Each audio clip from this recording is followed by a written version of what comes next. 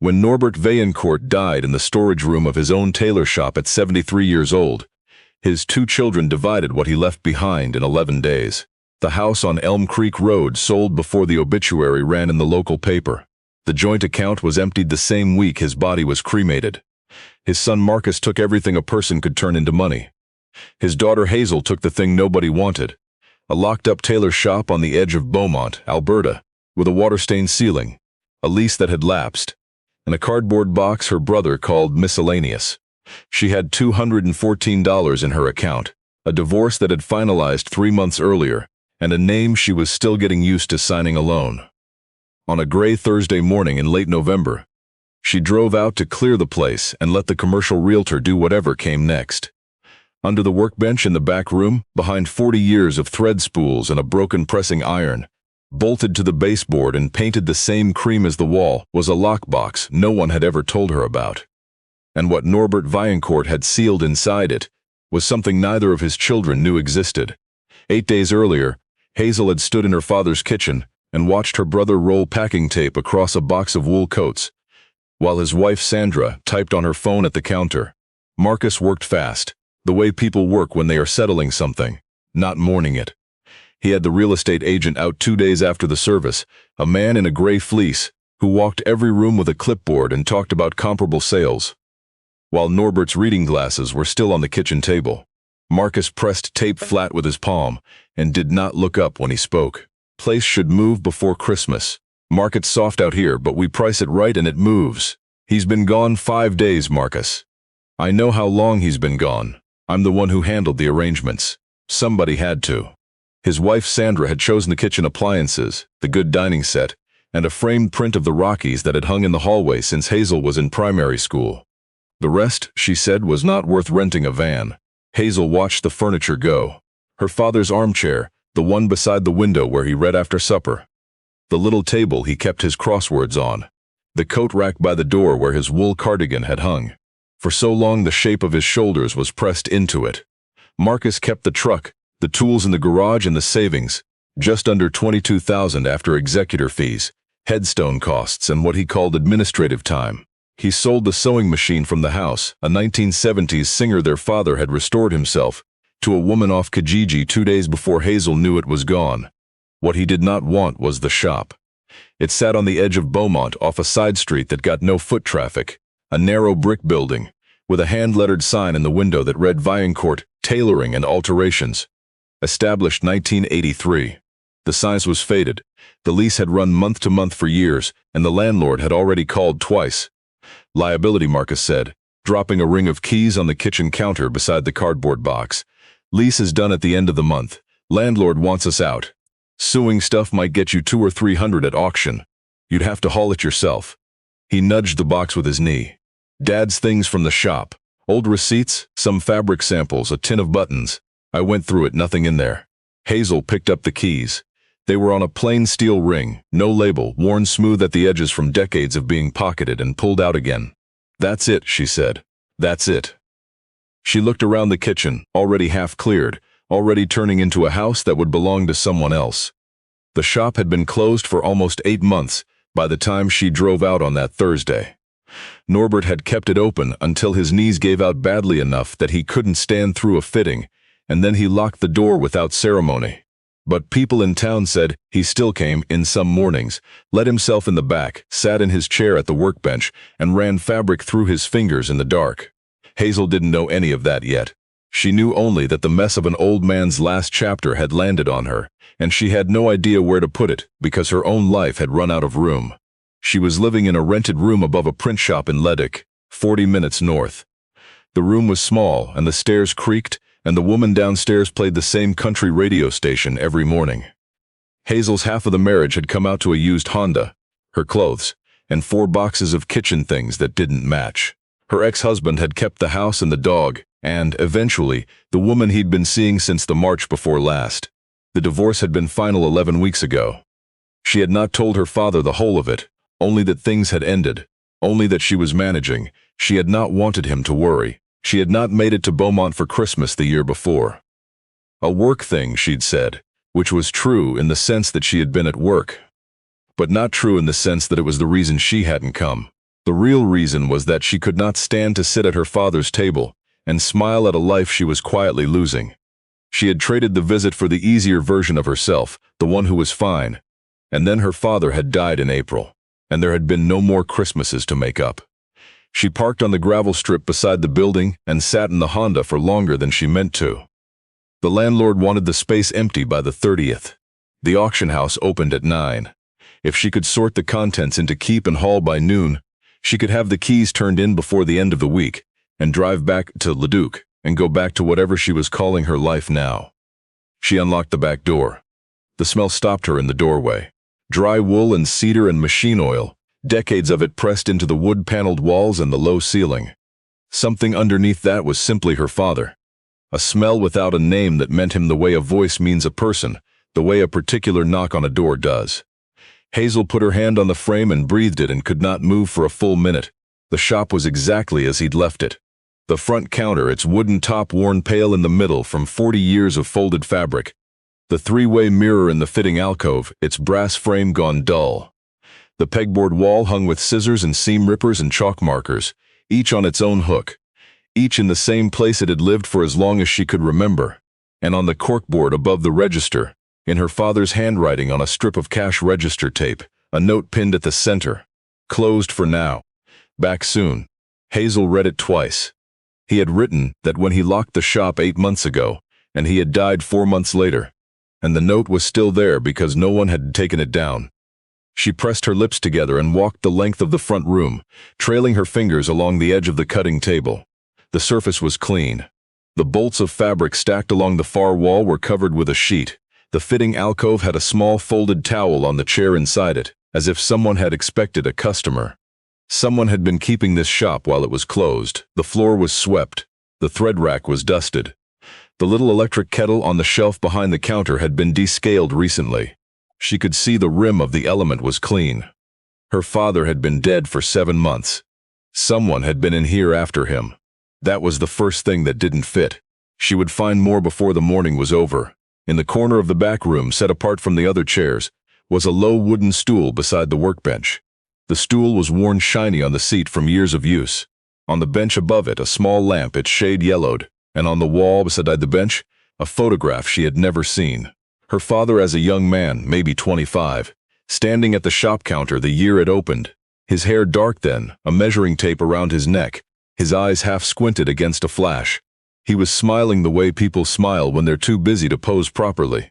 It was the most unguarded picture of her father she had ever seen. Hazel's legs stopped cooperating and she sat down on the stool. 47 years old, divorced, $214.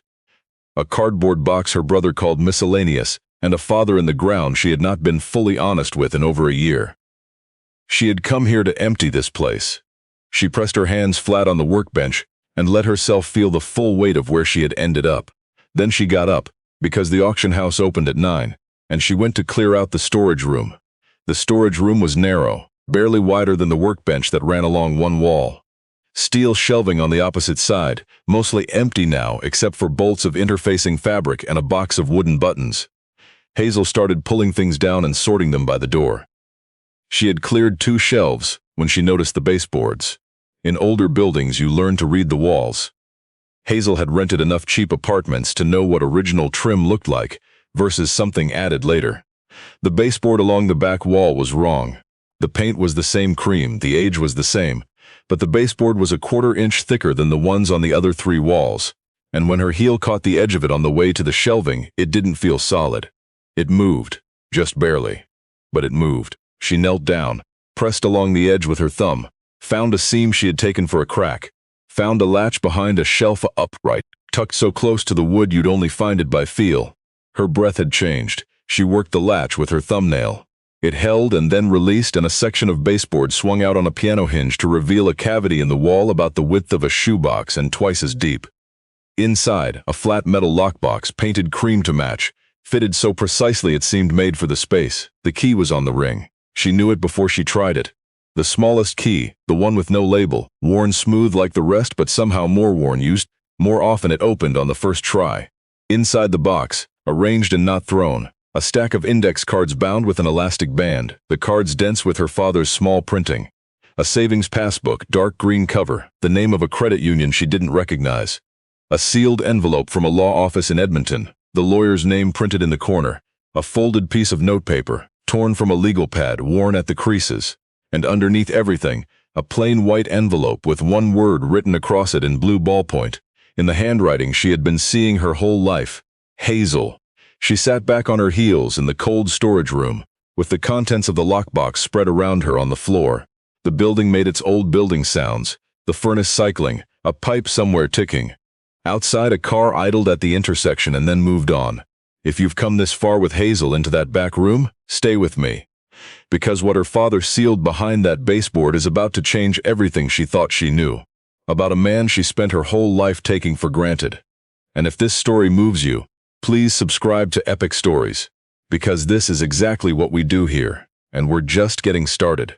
She opened the passbook first. The account was in Norbert Vaillancourt's name. The first deposit was 31 years ago, $4. After that, entries down every page. Small amounts, irregular timing, never more than $20 at a go. $1.50, $6, $3. A handful of times, a 10 spot.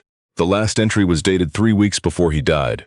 The running balance beside it read $41,217. Hazel read the number 3 times. Her father had worked as a tailor for 40 years. He had charged $40 for a hem, $60 for a zipper replacement, $150 for a full suit alteration. He had never, to anyone's knowledge, taken a vacation. He had driven the same truck for 14 years. He did not own anything that wasn't practical. And here was $41,000 that no one in the family had known about. She set the passbook down carefully, as though quick movement might make it disappear, and opened the envelope from the law office. Inside, a deed, a property. Not the shop. That was leased. She had always known that. This was a lot on Ash Crescent, 2 blocks away. A narrow lot with a small house on it, purchased 11 years ago for $31,000 cash. The buyer's name was Norbert J. Vaillancourt. Below the deed, a handwritten note in her father's hand. For the house. Ask Berthiaume. He knows what it's for. She had never heard the name Berthiaume. She picked up the white envelope and turned it over. Blank on the back, she opened it carefully, unfolded 3 pages of legal notepad paper, the writing small and neat at the top, and looser by the third. Dear Hazel, if you found the box, then I've gone and you're sitting in my storage room on a cold floor, wondering what your old man was doing back here all these years. That's fair. I should have told you. I kept meaning to, and then every time I tried it came out, sounding like I was either asking for something or feeling sorry for myself, and it was neither of those things. So I wrote it down and I put it where only someone willing to do the hard work of cleaning this place out herself would ever find it. I figured if you came to do that, you were the one. You always were the one, Hazel. You just had to come back to see it. You're probably wondering about the shop. Why, it's clean. That's Réal Berthiaume, from the hardware on the next block. He's had a key for 3 years and he checks on the place. I asked him to keep the window light on. There's a lamp in the front window. I want you to leave it on. I've kept it burning every night since 1987, and I'll tell you why, because I never told anyone the full of it, not even your mother. She turned to the index cards then, because she had to. The elastic broke when she lifted the stack. The cards fanned across her knees. She picked up the nearest November 14th. Tran family. Mother came in for a coat alteration, paid in full, husband out of work. Noticed the hem of her daughter's winter jacket was separated at the shoulder seam. Fixed it while she waited, didn't charge. Sent her out the back with a bag, 2 of the wool remnants from the Kowalski job and 1 of the kids' parkas from the donation bag that came in Monday. The right size. She picked up another, March 7th. Young woman came in, maybe 19, asking if I needed anything cleaned in exchange for a coat. No coat to spare. Altered the one she was wearing. The lining was half gone, for free while she had coffee. She had a bruise along her jaw she didn't talk about. Gave her the number for the women's shelter on Nisku Road and told her the coat was my donation to her. She cried. I didn't make a thing of it. Card after card. Date, person, what they needed, what he did. His handwriting even and small and unsentimental, the way a man writes who does not want to make himself the subject of the story. September 22nd. Older man, widower, came in to have a suit pressed for his daughter's wedding. When he came to pick it up, I could see the shirt he was wearing was frayed at the collar, past fixing. Kept him talking, while I took one of the dress shirts out of the charity pile that came in last week. Close enough to his size. Sent him home with it folded on top of the suit. He thought it was part of the service. Hundreds of them. Over 40 years. Strangers whose names he'd written down so that someone, someday, would know they had been real. She picked up the folded notepaper. The light in the window is because of a woman named Yvonne Marchand, who I've thought about most nights for 37 years. My second winter with the shop, 1987, February, a woman knocked on the locked back door at 7 in the evening asking if I could look at her coat. The lining was torn, and she was shaking from cold. I'd had a long day. I told her through the door that I was closed. Come back in the morning. She thanked me through the door and walked away. They found her 2 days later in the stairwell of the old apartment building on Maple Court. Hypothermic. She survived, but barely. She was 44 years old, new to the city, working nights at the chicken plant on the edge of town, and her coat was the only one she had. I had a needle and thread and 20 minutes. I sent her away because I was tired. I kept the back light burning every single night from that February on. Yvonne Marchand is the reason. Anybody who knows to look knows that if the light's on in the back window of the Tailor shop on Franklin, the door will open. Doesn't matter what time. Come around the back and knock and you'll get in. That's all it ever was, Hazel. A light so the next Yvonne doesn't walk away in the cold. Hazel set the pages down in her lap. She was crying now. She did not try to stop it. The shop was cold and smelled of her father, and she sat on the floor of the room where he had hidden the whole truth of his life. And she let the grief come up that she had been pressing down since April, and before April and long before that. She cried for him, and she cried for herself, and she cried for the Christmas she hadn't come home for, and the phone calls she had cut short because she couldn't stand to perform being fine one more time. The auction house opened at 9.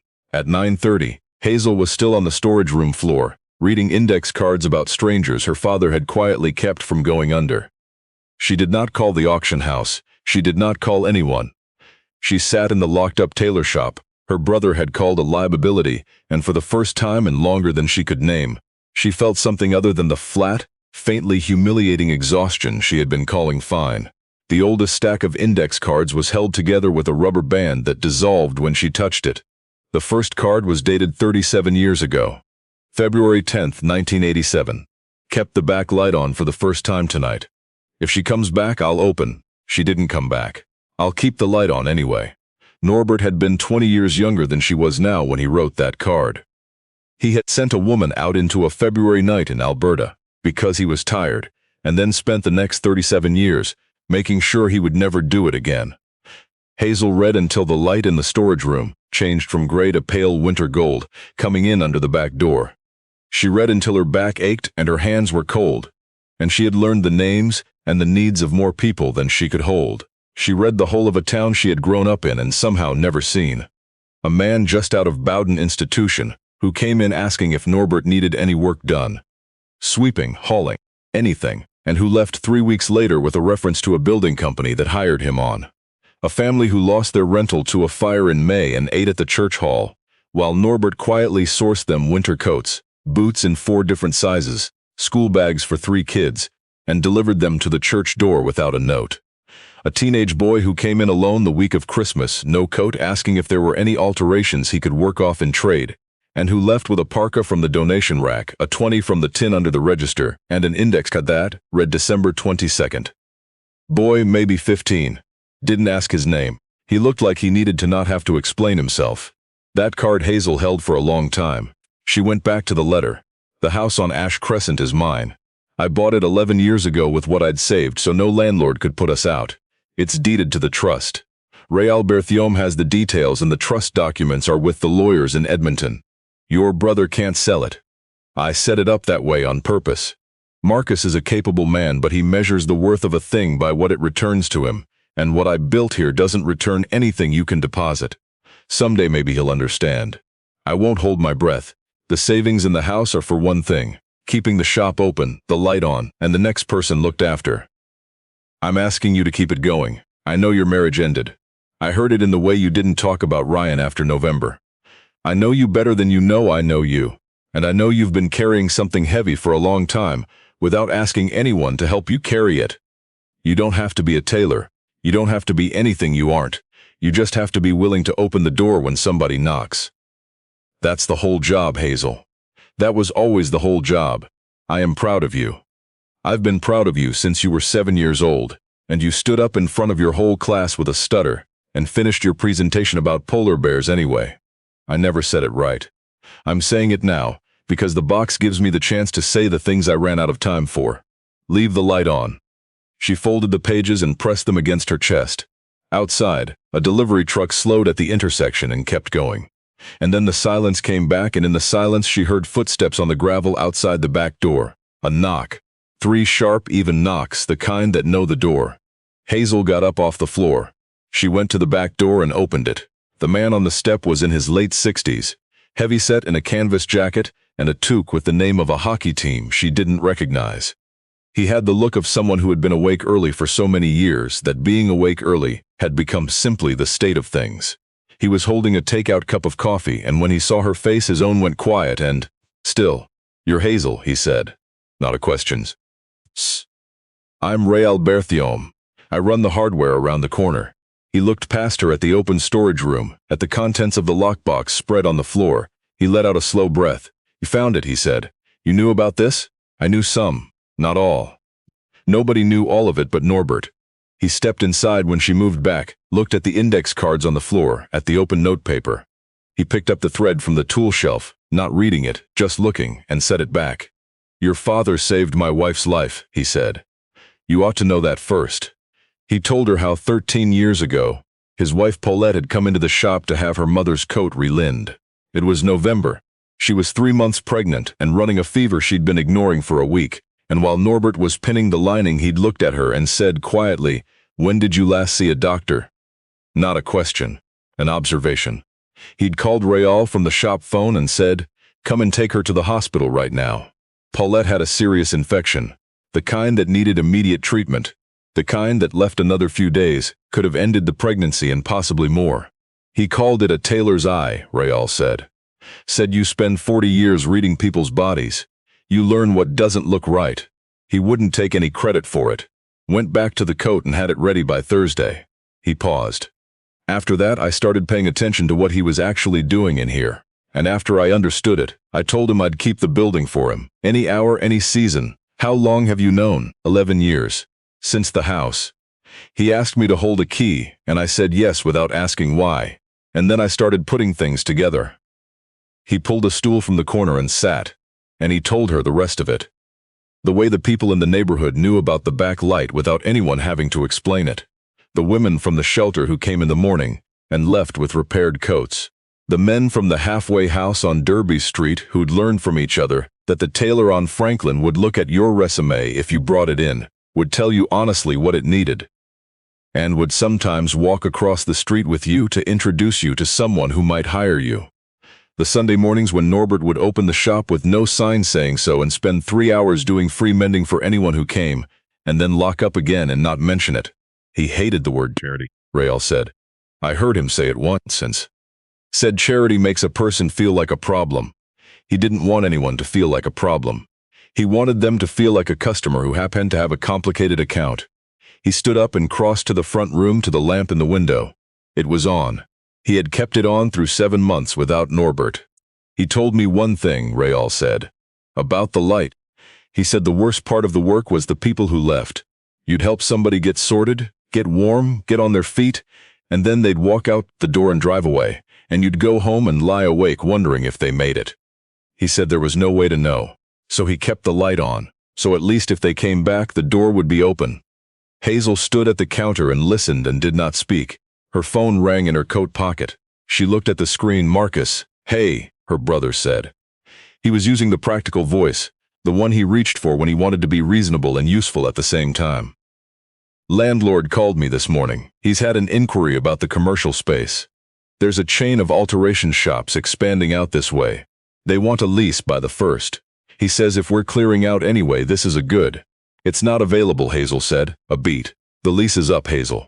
The building on Ash Crescent isn't leased. Dad owned it. It's in a trust. The shop lease can be renewed because the trust holds the assets. I'll call the landlord directly. Silence. Then, what trust? Dad didn't have a trust. He was a tailor. He was a lot of things. Her voice was steady. It surprised her. There are lawyers in Edmonton. Bertham Legal, I'll send you the contact. Hazel. His tone shifted, something cooler underneath it now. If Dad was holding assets that weren't disclosed to the estate, property, accounts, that changes what I'm owed. I was the executor. I handled everything in good faith based on what he disclosed. You handled it in 9 days, Marcus, because sitting and grieving doesn't pay the property taxes. You sold his sewing machine off Kijiji 2 days before I knew it was gone. She kept her voice level. Rael had stepped away to give her the room and was looking at the index cards on the shelf with his back to her. You kept the savings, the truck, the tools. You handed me a cardboard box and a set of keys and said there was nothing in them. You can call the lawyers. Their name is on the trust documents. The line went quiet for long enough that she thought he'd hung up. We'll talk about this, he said finally. Yes, she said. We will. And she ended the call and her hand was steady, and she stood in her father's shop with his letter in her coat pocket, and felt, for the first time in a very long time, like someone who knew which way was forward. If you're still with Hazel, hit subscribe to Epic Stories right now. Because what happened when the lawyers got involved, and who walked through that back door in the weeks that followed, is exactly the part of this story we've been building toward. Hazel did not drive back to Leduc that night. Rael showed her the apartment above the hardware store that he'd been keeping aired out. Not her father's place. Norbert had never lived above the shop, but Rael's spare room, and he offered it without making it a favor. The way her father had offered things without making them charity. She lay awake in the small room above the hardware store and listened to the highway 2 streets over, and thought about Yvonne Marchand, 44 years old, shaking in a coat with a torn lining, thanking a closed door. In the morning, Rael brought coffee and a woman Hazel didn't know. Simone Doucette was past 60, compact and deliberate in her movements, with the straight-back posture of someone who had stood on her feet professionally for a very long time. She had worked the front desk at the shop for 22 years before Norbert's knees sent him home, and she now ran the alterations volunteer program at St. Anne's Community Center 2 blocks away. When she walked in, she stopped in the doorway with her hand over her mouth and stood there a moment looking at the counter and the fitting alcove and the corkboard before she could come further. I hoped it would be you, she said to Hazel. She crossed the room and took Hazel's face in both hands and looked at her hard, the way older women who have earned the right do. I knew you when you were 9 years old sitting on that stool learning how to thread a bobbin. You've got your father's chin and your mother's patience, though I hear you've been too hard on yourself about the patience lately. You knew, Hazel said. About the light, about all of it. I knew all of it. Simone sat on the stool by the workbench as if she'd sat there 10,000 times, because she had. I worked the desk here for 22 years. I knew, within the first 6 months, what your father was doing. He'd close up and I'd go home and he'd stay behind, and I'd look back from the corner and see the back light on. One night I forgot my scarf and came back and found him repairing a sleeping bag for a man who had nowhere to be but outside. She shook her head. After that I started staying. Some nights nothing happened. Some nights 2 or 3 people came around back. We fed them from the kettle and the biscuit tin your father always kept on the shelf. We fixed what we could fix. We sent people on with what they needed. How many over the years? Simone looked out the window at the street. I couldn't begin to count. The index cards are only the ones he thought to write down, and he didn't always have time. Some nights somebody came, got what they needed, and left in 20 minutes, and he never even got their name. He said that was fine. He wasn't collecting names. He was keeping a door open. She reached into the tote bag she'd carried in and set a tin on the counter. The same kind of tin Hazel had seen on the shelf behind the register, the kind that used to hold Danish butter cookies and now held something heavier. He kept one of these at the register, Simone said. People dropped their change in when they paid. Regulars who knew what it was for put in more. He never asked. He never said what it was for out loud. People just knew. She set the tin beside the register where it had lived. I've been keeping it at the community center. I think it belongs back here. Word moved through Beaumont the way it moves through small places quickly and without announcement. And by the afternoon people came. A woman in her 40s came first with a teenager beside her. She had heard Norbert Vaillancourt's daughter was at the shop asking questions, and she'd had to come. 14 years ago, she told Hazel. She was 29 and newly arrived from Quebec. Winter no network, her only winter coat destroyed in a move gone badly. She'd walked past the shop on a Monday night and seen the back light on and done what she'd later learn half the neighborhood knew to do. She'd gone around and knocked. Norbert had let her in without a word. put the kettle on, and spent an hour reconstructing the lining of the only coat she had. He wouldn't take money.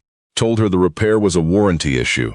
He'd sold the coat to someone in this same neighborhood years before, and if it fell apart this fast, that was on him, which she'd known was not true but hadn't argued. The teenager beside her was her son. He was tall and a little bored and kept checking his phone. He was the coat, she told Hazel, which made no sense until it did.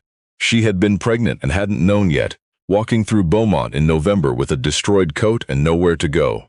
Your father was the first person in this city who was kind to me. I tell him about it. After her came an old man who introduced himself only as Gerald, who said Norbert had let him sit in the fitting alcove chair every Thursday afternoon, for 2 winters after his wife died. No appointment, no purpose. Just 2 men who had run out of things they needed to say and didn't need to say anything. Gerald had brought his wife's sewing basket, the good one with the wooden handle. He set it on the counter and said, she'd have wanted it used. Then he left before Hazel could thank him. After Gerald came a man Hazel's age who stood by the door a long time before he spoke. He'd come through Beaumont 9 years ago, he said, driving without a destination, which was another way of saying he'd been driving toward something he didn't want to name. He'd stopped because the back light was on, and he was out of gas money and hungry. Norbert had fed him from the biscuit tin and made tea and sat across from him at the workbench and talked about, of all things, the properties of different wool weights, and whether merino was worth the cost over regular lamb's wool, and which one held a crease better in cold weather. He'd talked for 2 hours about absolutely nothing that mattered, and somewhere in those 2 hours the man at the table had decided he was not going to do the thing he'd been driving toward.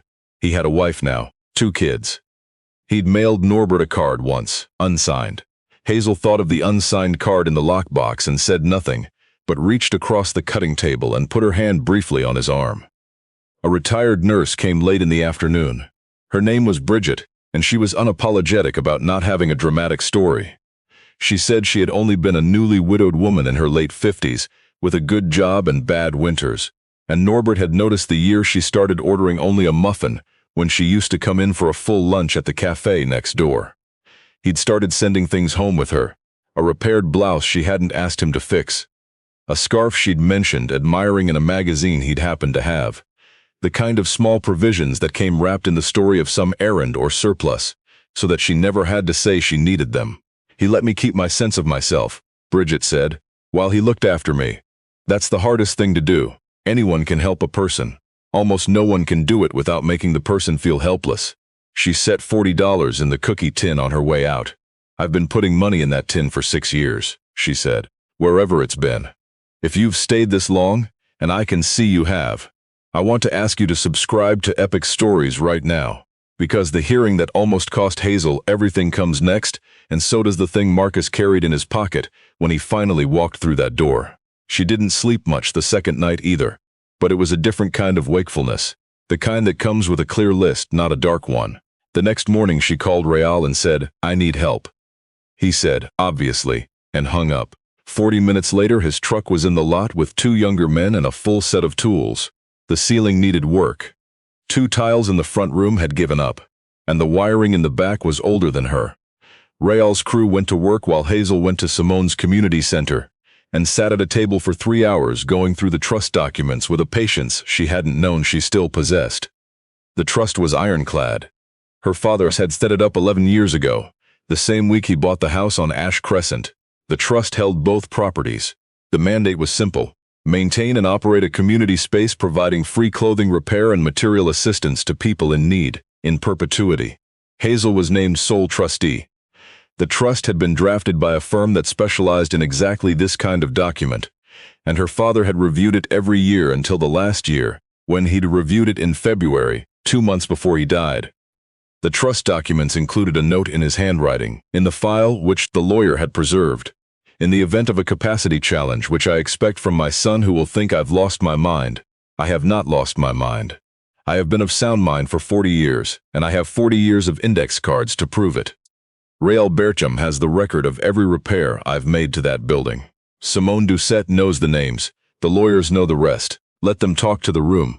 The lawyer's letter from Marcus arrived on a Friday. A capacity challenge. His argument. The hidden accounts, the undisclosed property, the concealment of assets from the estate. All evidence, his lawyer wrote, of a pattern inconsistent with rational decision-making. Real read the letter over her shoulder and went to his truck and came back with a binder. 11 years of maintenance records. Every boiler check, every electrical inspection, every job Real had done on the building, each one with a handwritten note from Norbert in the margin specifying what he wanted next. The notes were dated, precise, and in the handwriting of a man who was paying close attention. "You bring these," Real said, "and you bring the community center files, and you let Simone bring whoever she needs to bring.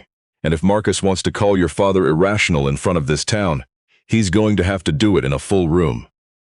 The hearing was on a Tuesday afternoon in the county administration building, a small room with 2 tables and 6 rows of chairs. Hazel sat at the left table with her lawyer, a woman named Fontaine, who had driven in from Edmonton, and who had clearly read every page of the trust file before she arrived. Marcus sat at the right table with his own lawyer, and Renee sat behind him in her good coat, checking her phone. Hazel turned to look at the back rows and they were full. The woman with her son, old Gerald, sitting very straight, the man who had driven without a destination, and was now sitting beside a woman who must have been his wife. Bridget, the retired nurse, with her hands folded. Simone in the front row of the public seats, upright, arms crossed, with the expression of someone who has waited a long time for an opportunity and does not intend to waste it. Real beside her in a clean flannel shirt. 3 women Hazel had met that week and 6 she hadn't, who had heard what was happening and come because they wanted to be in the room when someone tried to call Norbert Vaillancourt incompetent. Marcus's lawyer made his argument: hidden assets, undisclosed property, a pattern of secretive financial conduct inconsistent with rational estate planning. Fontaine answered with the medical records, annual checkups, cognitive assessments requested by Norbert himself at age 65, all clear. The maintenance binder, the trust review records showing Norbert's annual visits to the lawyers, lucid and specific, right up to February. Then she did something the hearing did not require. She asked the room. The judge allowed it. The woman came first. She told about November, about the coat, about her son who had been there and didn't know it yet. Her voice broke twice and she did not apologize for it. Gerald stood and said, in his careful, unhurried way, that Norbert Vaillancourt had given him 2 winters of Thursday afternoons, when Thursday afternoons had been the thing standing between him and a very bad kind of solitude. There was nothing wrong with his mind, Gerald said. The mind that noticed I was struggling and gave me somewhere to go. That was the sharpest mind in any room I've ever been in. The man who had been driving without a destination stood and his voice was steady. This man kept me alive without knowing he did it. You don't do that by accident for 40 years. You do it on purpose because your mind is completely clear about what matters. One after another they stood and told the room what Norbert Vaillancourt had been. Not in legal terms. In the terms of what a person is when you meet them at 11 o'clock at night, at a back door in February, with nothing left but the cold. Marcus sat through all of it and did not look at his lawyer and did not look at Renee, and watched the faces of strangers describe a father he had lived in the same house with and somehow never once asked the right questions about. The challenge was dismissed. The trust was valid. The matter was closed. Renee was moving toward the door before the session had fully ended. Marcus's lawyer gathered his files. Marcus stayed in his chair. He stood slowly and he had to pass the length of the room to reach the door. He passed Simone. He passed Real. He passed the woman and her son and Gerald and the man who had driven to save himself by stopping at a back light. He passed all of them and did not stop. But when he reached the end of Hazel's row, his steps slowed. He stopped. He looked at her and his jaw was set, and underneath the set jaw was something Hazel had not seen on her brother's face before. A kind of reckoning. The first crack in a certainty he had been carrying so long it had started to feel like character. Then he walked out, and the door swung shut behind him. Spring came late that year and all at once, the way Alberta spring does, like a decision that's finally been made. The shop was a different place by the time the snow went. New ceiling tiles, the wiring updated, the front windows cleaned to clarity. Real's youngest had refinished the cutting table, and the grain had come up warm and honey-colored. Simone had reorganized the workbench with a system so efficient it embarrassed the old one. Hazel had moved into the apartment that turned out to be above the shop itself. Not Norbert's, he hadn't had one, but the landlord had an empty unit in the building next door and had offered it at a rate that was, she suspected, connected to a conversation Real had with him that she was never told about. She had renewed the lease. She had filed the trust's operating documents with the province. She had called her old employer and resigned properly, and she had transferred her lease in Leduc to a woman who'd been looking for a place just that size. She was not a tailor. She had told anyone who asked that clearly, because she did not want to pretend. But she had learned to do simple repairs from Simone, the basic things: a button, a hem, a sleeve lining. And for the work that needed more than that, she had posted a card at the community center and found 2 retired seamstresses who came in on Tuesdays and Thursdays and were happier than they'd been since their own shops had closed. She put the index cards back on the workbench. She started her own in a fresh stack, her handwriting bigger and less neat than her father's. April 30th. First day. Kept the back light on. The coffee tin went back on the shelf by the register. People started dropping change in it before she'd said a word about what it was for. Simone's network knew. The neighbors knew. The knowledge had never really gone anywhere. The morning she fully reopened, Raal came before 8 to check the new thermostat. Simone arrived with a box fabric remnants and a strong opinion about where the donation rack should go. The 2 seamstresses came at 9 with their own machines, because they'd decided they preferred their own equipment, and the sound of 2 sewing machines running at once in her father's shop made Hazel stand still in the doorway for a moment, with her eyes closed. By 10, people had arrived who were not there for alterations. Gerald, the woman, and her son, Bridget. They had come because the shop existed again, and they wanted to be there when the backlight came on for the first time with Hazel's hand on the switch. Then Marcus walked in. He stood inside the front door in his good coat, without Renee, without his lawyer voice. He looked at the corkboard and the workbench and the index cards on the shelf, at the tin by the register, at the lamp in the front window. He looked at the note on the corkboard which Hazel had left where it was, pinned in the center, closed for now, back soon. She had written one word beneath it in her own hand. Back. The room went quiet. Hazel came out from behind the counter. "Can we talk?" he said. She walked to the front door and he followed, and they stood on the step in the April sun, the brick warm behind them, the street moving with the slow ordinary traffic of a Tuesday morning. "I listened to all of them," Marcus said. He was looking at the sign above the door, not at her, in that room, every one of them. And about halfway through I realized something that I think I've been managing not to realize for about 40 years. He stopped. Hazel waited. She had learned from the index cards.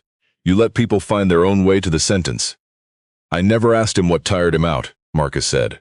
His voice was careful and even, and it was costing him.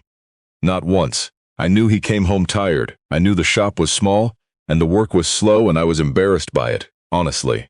I was embarrassed my father was a tailor in a small town, when everyone else's parents seemed to be something bigger. I never once thought to ask what he was doing in there. It never occurred to me there was anything to ask." He reached into his coat and took out an envelope. "The house in Edmonton sold faster than expected," he said. "After everything, my share came out to 26,000. That's half. 13,000. He held it out. For the trust. For whatever you need to keep this going." Hazel took the envelope. "It's not enough," Marcus said. "I know it isn't." "Not for?" He gestured, not quite at the building, at something larger, the 40 years of it. "But it's what I've got, and it's not nothing." She looked at the check through the envelope window, and then at her brother. He was not the man who had dropped a ring of keys on the kitchen counter, and told her there was nothing in the cardboard box. He was not fully a different man either. He was a man standing in the April sun trying to do a thing he had no practice at, and the trying was written all over him. "Okay?" she said. "Okay," he said. And he didn't reach for her, and she didn't reach for him, and that was all right, because he was here, and that was the beginning of something, and beginnings don't have to be big to be real. He walked to his car. She watched him go and did not wonder whether he'd come back. Inside, the seamstresses were running. Simone was organizing the remnant bin, with the focused energy of someone finally allowed to do something they've been wanting to do for years. Raal was telling Gerald about the new thermostat, and Gerald was nodding with the polite interest of a man who doesn't care about thermostats but enjoys being talked to. The bell above the back door gave a flat sound, and Hazel turned. A woman in the doorway, young, maybe 22, in a coat not warm enough for an Alberta April, a duffel bag over one shoulder, a child of about 3 on her hip with flushed cold cheeks. The woman looked around the shop and then at Hazel with the careful look of someone who has learned that needing something does not always lead to getting it. "Someone told me you don't turn people away," she said. A lady at the shelter on Nisku Road. She said there's a light on and the door's open. That's right, Hazel said. Come in, sit anywhere. There's a chair in the alcove, corner one, warmest spot in the building. She brought them there, to the fitting alcove with its three-way mirror and its small folded towel on the chair where Norbert had fitted 1,000 people, and noticed the things they hadn't said.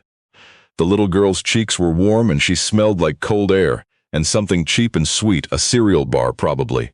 And she looked at her own reflection in the three-way mirror, with the absolute calm of a person encountering something completely new. How long since she's eaten something warm? Hazel asked. Last night. I've got a little, I can pay something. Not here, Hazel said. That's not how this works. She went to the shelf where the biscuit tin lived and brought it to the alcove. You just have to need it, and everyone needs something sometimes.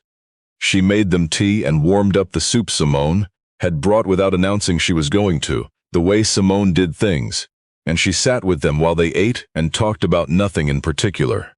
About the weather turning, about the little girl's name which was Fen, about the shop and what it had been and was becoming.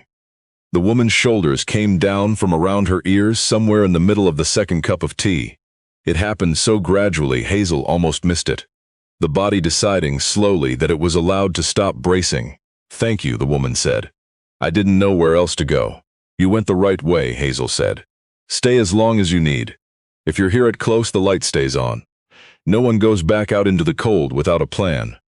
Late in the afternoon, with the seamstresses gone, and Simone having extracted a promise from Hazel about the donation rack placement, and Real and Gerald still at the counter with their tea getting cold, Hazel stood in the front of the shop and watched the April light go long and golden across the street. She went to the storage room and lifted the baseboard panel and looked into the empty cavity. The lockbox was on the shelf behind the register now, its contents framed on the wall, or filed with the lawyers, or in her coat pocket where the letter had been every day for 2 months. Everything her father had hidden in the wall was out in the light now, turned into a roof and a warm room and a tin on the counter, and a door that opened at night. She closed the panel. She walked to the front of the shop as the day went amber, and she reached up and switched on the lamp in the window. The one Real had kept burning through 7 months without Norbert. The one her father had lit every single night, since February of 1987, so that no one who came down that street in the cold would have to walk away from a closed door the way Yvonne Marchand had walked away. Norbert Vaillancourt had spent 40 years quietly, looking after the people. No one else looked after. He had asked nothing, said nothing, put his name on nothing.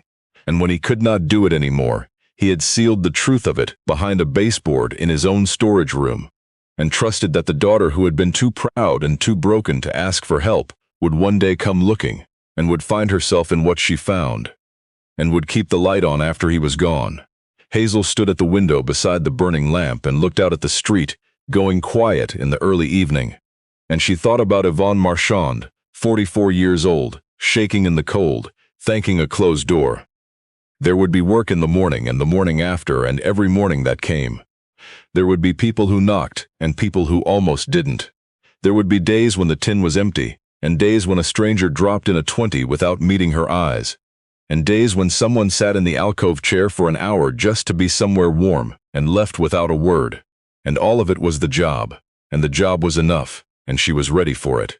She left the light on,